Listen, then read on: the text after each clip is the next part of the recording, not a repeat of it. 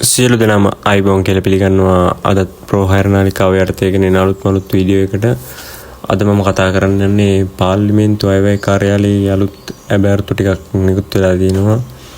බලමු අද ඒ ටික මොනවද තියෙන්නේ කියලා කිව්ලා. පාර්ලිමේන්තු අයවැය කාර්යාලයේ ඇබෑරුතුවේ 2023 අංක 7 දරන පාර්ලිමේන්තු අයවැය කාර්යාල පනතින් මා වෙත ලබා දී ඇති බලතල අනුව පාර්ලිමේන්තු අයවැය කාර්යාලයේ පුරප්පාඩුව පවතින පාර්ලිමේන්තු අයවැය නිලධාරියා සහ නියෝජ්‍ය පාර්ලිමේන්තු අයවැය නිලධාරියා තනතුර සඳහා දක්ෂාවංක උසස් සදාචාරාත්මක ගුණාත්මකභාවයක සහ කීර්තිනාමයක් ලෙස ශ්‍රී ලාංකික පුරවැසියන්ගෙන් අයදුම්පත් කැඳවනු ලැබේ.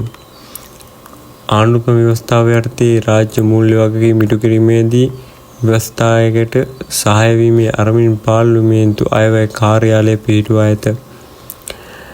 මෙන්න මේ පාර්ලිමේන්තු අයවැය නිලධාරියා කියන තනතුරට සහ නියෝජ්‍ය පාර්ලිමේන්තු අයවැය නිලධාරියා කියන තනතුරු දෙකට තමයි මෙතන කැඳවලා තියෙන්නේ. අපි බලමු මේකට අවශ්‍ය සුදුසුකම් මොනවද කියලා. මුලින්ම මෙතන වැටුප් ප්‍රමාණය දාලා තියෙනවා. මෙම තනතුරට හිමි මාසික වැටුප් ප්‍රමාණය 4,08,360ක් වෙනවා කියලා තියෙනවා. දීමන සහිත මේ වැටුප් ප්‍රමාණයට අදාළ අවම ආරම්භක දළ වැටුප 6,65,000ක් කියලා තමයි තියෙන්නේ.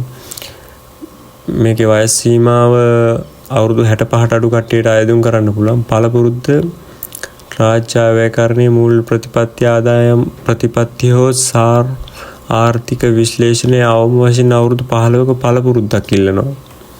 මෙන්න මේ සුදුසුකම තියෙනවා නම් මේකට ඔයාලට ඇප්ලයි කරලා බලන්න පුළුවන්. මේ දෙවෙනි තනතුර තමයි නියෝජ්‍ය පාර්ලිමේන්තු අයවැය නිලධාරියා කියන තනතුර. මේකේ වැටුප් ප්‍රමාණය 5,60,000ක් කියලා තියෙනවා. මේකේ වයස සීමාව නම් 45ට අඩු වෙන්න ඕන කියලා තියෙනවා. මේකේ පළපුරුද්ද රාජ්‍ය අයවැයකරණයේ මූල්‍ය ප්‍රතිපත්ති ආදායම් ප්‍රතිපත්ති හෝ සාර්ව ආර්ථික විශ්ලේෂණයේ හෝ අවම වශයෙන් අවුරුදු 10ක පළපුරුද්දක් ඉල්ලනවා.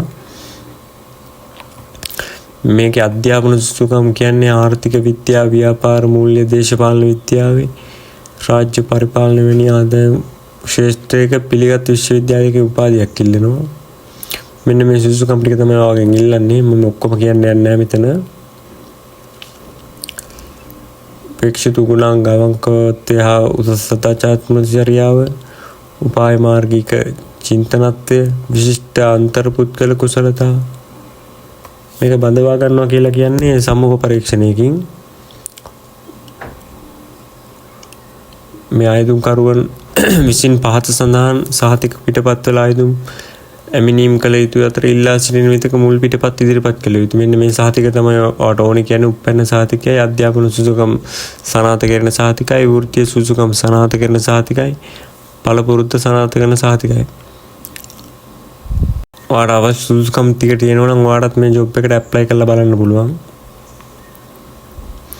මම මේ පිළිබඳ වැඩි විස්තර බලන්න ඔයාට වෙබ්සයිට් එකේ link එකක් දාලා තියෙන්නම්.